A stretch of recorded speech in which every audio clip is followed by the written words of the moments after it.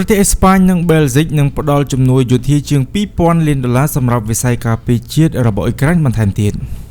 មន្ត្រីបាននិយាយថាប្រទេសអេស្ប៉ាញនិងបែលហ្សិកបានសន្យាផ្ដល់ជំនួយយោធាថ្មីសរុបចំនួន $2,000 លានឬប្រមាណ $2.35 លានដល់ប្រទេសអ៊ុយក្រែនបន្ទាប់ពីការចរចាការពារជាតិថ្មីនេះកិច្ចព្រមព្រៀងទាំងនេះបានផ្ដោតទៅលើការពង្រឹងការការពារដែនដីរបស់អ៊ុយក្រែនការពង្រីកសមត្ថភាពយន្តហោះគ្មានមនុស្សបើកនិងការបង្កើននៃការផ្គត់ផ្គង់កាំភ្លើងធំរយៈចម្ងាយឆ្ងាយប្រទេសបែលហ្សិកបានសន្យាផ្ដល់ជំនួយយោធាចំនួន $1,000 លានឬប្រមាណ $1.18 លានសម្រាប់ឆ្នាំ2026រួមទាំងយន្តហោះច្បាំង F-16 បន្ថែមនិងគ្រឿងបន្លាស់ដើម្បីថែរក្សាយន្តហោះដែលកំពុងដំណើរការរួចហើយប្រទេសអេស្ប៉ាញក៏បានសន្យាផ្ដល់ចំនួន $1,000 លានឬប្រមាណខ្ទង់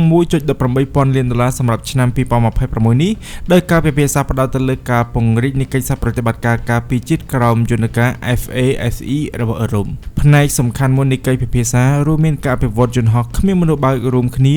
ដោយអ៊ុយក្រែនបញ្ចេញក្រុមហ៊ុនការពារជាតិអេស្ប៉ាញឲ្យសហការនិងផ្ដល់ជូនដើម្បីសាកល្បងយន្តហោះគ្មានមនុស្សបើកដែលផលិតនៅអេស្ប៉ាញក្នុងលក្ខខណ្ឌប្រយុទ្ធការពិភាក្សាក៏បាននិយាយអំពីការគ្រប់គ្រងជាបន្តបន្ទាប់ចំពោះគំនិតព្រួយផ្ដើមរបស់ឆេកដែលមានគោលបំណងផ្គត់ផ្គង់ឲ្យអ៊ុយក្រែននៅកាំភ្លើងធំរយៈចម្ងាយឆ្ងាយសម្រាប់ប្រើប្រាស់នៅជួរមុខមន្ត្រីបាននិយាយថាភាគីទាំងពីរបានឯកភាពគ្នាទៅលើវិស័យអត្ថិភាពនៃកិច្ចសហប្រតិបត្តិការរួមទាំងការការពារដែនអាកាសយន្តហោះគ្មានមនុស្សបើកនិងការគ្រប់គ្រងកាំភ្លើងធំ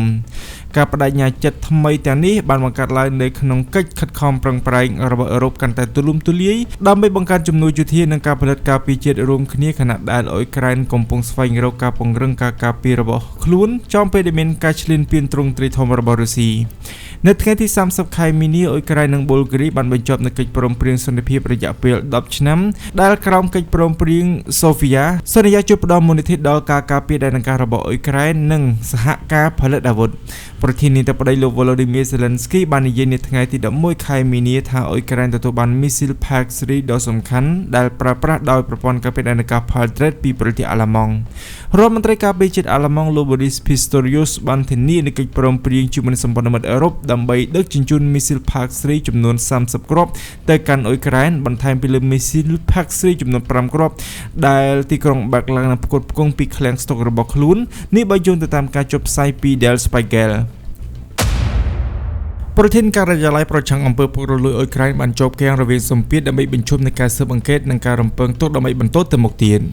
ក្នុងរយៈពេល1ឆ្នាំកន្លងមកនេះរឿងអាស្រ័យជាបន្តបានជំរុញឲ្យទីភ្នាក់ងារប្រឆាំងអំពើពុករលួយឯករាជ្យរបស់អ៊ុយក្រែនបានក្លាយទៅជាចំណុចចាប់អារម្មណ៍បន្ទាប់ពីរួចផុតពីការដណ្ដើមអំណាចពីរដ្ឋាភិបាលកាលពីខែកក្កដាការិយាល័យប្រឆាំងអំពើពុករលួយជាតិអ៊ុយក្រែន NABU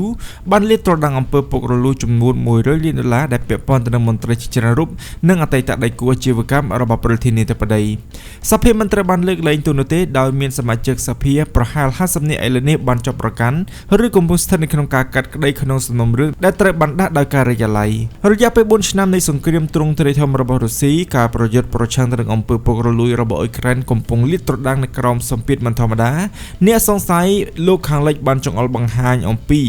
រឿងអាស្រូវពុករលួយដើម្បីសួរនាំអំពីការបន្តជំនួយយោធានិងហិរញ្ញវត្ថុខណៈដែលគូប្រជែងនៅក្នុងប្រទេសបានព្យាយាមបញ្ឈប់នៃការស៊ើបអង្កេតលើអំពើពុករលួយកម្រិតខ្ពស់យ៉ាងណាក៏ដោយចំណាប់អារម្មណ៍ជាសាធារណៈនៅក្នុងប្រទេសអ៊ុយក្រែនភាគច្រើននៅក្នុងការស៊ើបអង្កេតការស្ទង់មតិបានបង្ហាញអំពីការគាំទ្រយ៉ាងខ្លាំងចំពោះស្ថាប័នអំពើពុករលួយនិងការស៊ើបអង្កេតដែលគូបញ្ជាក់អំពីសង្គមមួយដែលសូម្បីតែក្នុងសម័យសង្គ្រាមក៏កំពុងទាមទារការទទួលខុសត្រូវផងដែរកាសែត Kyiv Independent បានជួបជាមួយនឹងលោក Zemen Krivonov ដែលជានាយករបស់ NABU ដើម្បីពិភាក្សាអំពីសម្ពាធរបស់រដ្ឋាភិបាលករណីអំពើពុករលួយរបស់ក្រុមហ៊ុន Angel Gotoms ការចោទប្រកាន់ពីបទគំរាមកំហែងពីសភា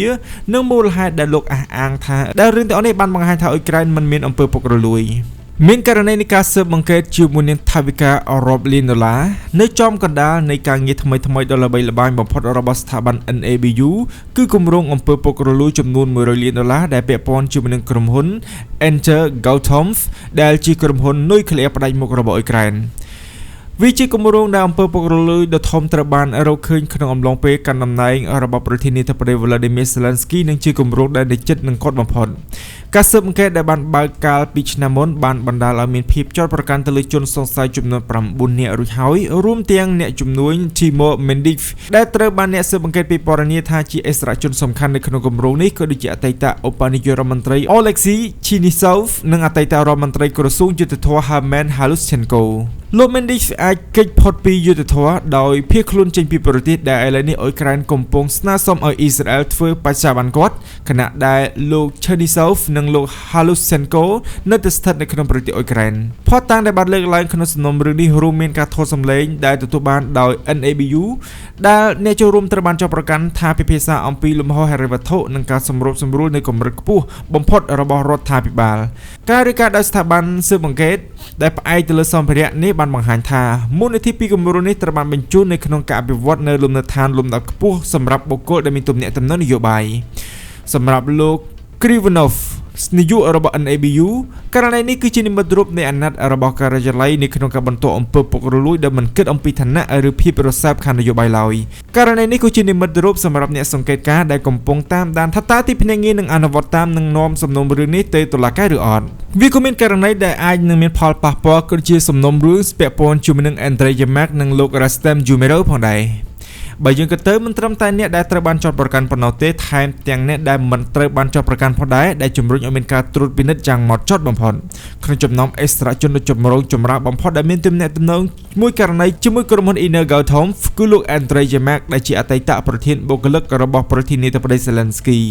ប្រពន្ធពីការអនុវត្តច្បាប់និងរបាយការណ៍ប្រព័ន្ធផ្សព្វផ្សាយបានបង្ហាញថាផ្ទះប្រណិតមួយខ្នងដែលទទួលបានហិរញ្ញប្បទានតាមរយៈគម្រោងនេះត្រូវបានបំរុងទុកសម្រាប់លោក Andrei Yermak លោក Yermak បានលាលែងពីតំណែងជាប្រធានការិយាល័យប្រធានាធិបតីនៅក្នុងខែវិច្ឆិកាឆ្នាំមុនបន្ទាប់ពី NABU បានឆែកឆេរនៅក្នុងបរិវេណផ្ទះរបស់គាត់ដែលជាចលនាមួយត្រូវបានគេបកស្រាយថាជាសញ្ញានៃការចោទប្រកាន់ប្រឆាំងទៅនឹងគាត់នៅក្នុងសំណុំរឿង Energoatom ទោះជាយ៉ាងណាក៏ដោយជាច្រើនខែក្រោយមកគ្មានការចោទប្រកាន់ណាមួយត្រូវបានធ្វើឡើងនោះទេខណៈពេលដែលអ្នកគាំទ្រ NABU បានអះអាងថាការពន្យាពេលនេះបានឆ្លុះបញ្ចាំងអំពីតម្រូវការក្នុងការបង្កើតសំណុំរឿងដែលមានមូលដ្ឋានស្របច្បាប់អ្នករិះគន់ដែលមើលឃើញអំពីគំរូដ៏គួរឲ្យព្រួយបារម្ភជាងប្រសិនបើគ្មានអ្វីដែលនៅទីនោះទេប្រធានាធិបតីទំនងជាមិនបណ្ដេញគាត់ចេញនោះទេនេះបើយោងទៅតាមអ្វីដែលអ្នកស្រី Daria Kulenov ដែលជានាយកប្រតិបត្តិនៃមជ្ឈមណ្ឌលសកម្មភាពប្រឆាំងអំពើពុករលួយដូច្នេះហេតុអ្វីបានជាគាត់មិនមានការបន្តធ្វើសំណួរស្រដៀងគ្នានេះរួមមានលោក Rustem Umerov ដែលជាអតីតរដ្ឋមន្ត្រីក្រសួងការពារជាតិអ៊ុយក្រែននិងបច្ចុប្បន្នជាលេខាធិការក្រុមប្រឹក្សាសន្តិសុខនិងការពារជាតិក្រុមអ្នកស៊ើបអង្កេតបានចោទប្រកាន់លោក Mendic ថាបានព្យាយាមជាឥទ្ធិពលដល់លោក Umerov ដោយបានអនុម័តឲ្យកិច្ចសន្យាសម្រាប់ឲ្យក្រោះការពារក្របកាំភ្លើងបើទោះបីជាកិច្ចព្រមព្រៀងនេះមិនត្រូវបានបញ្ចប់ក៏ដោយយោងទៅតាមការចោទប្រកាន់ប្រឆាំងទៅនឹងលោក Mendic គាត់បានប្រព្រឹត្តបទឧក្រិដ្ឋដែលគាត់ត្រូវបានចោទប្រកាន់ដោយជាឥទ្ធិពលទៅដល់លោក Umerov និងលោក Halushchenko អតីតរដ្ឋមន្ត្រីក្រសួងធម្មពលនិងយុត្តិធម៌ការចោទប្រកាន់បានបញ្ជាក់ថាលោក Mendic បានដាក់សម្ពាធទៅដល់លោក Umerov ឲ្យចុះកិច្ចសន្យាជាមួយនឹងក្រុមហ៊ុនអ៊ីស្រាអែលមួយសម្រាប់ការផ្គត់ផ្គង់អាវក្រោះការពារគ្រាប់កាំភ្លើងលោក Umerov មិនត្រូវបានចោទប្រកាន់នោះទេហើយអ្នកវិភាគមួយចំនួនបានអះអាងថាវាអាចពិបាកក្នុងការបញ្ជាក់អំពីកំហុសឆ្គងដោយសារតែកិច្ចសន្យាមិនដែលត្រូវបានអនុវត្តតាម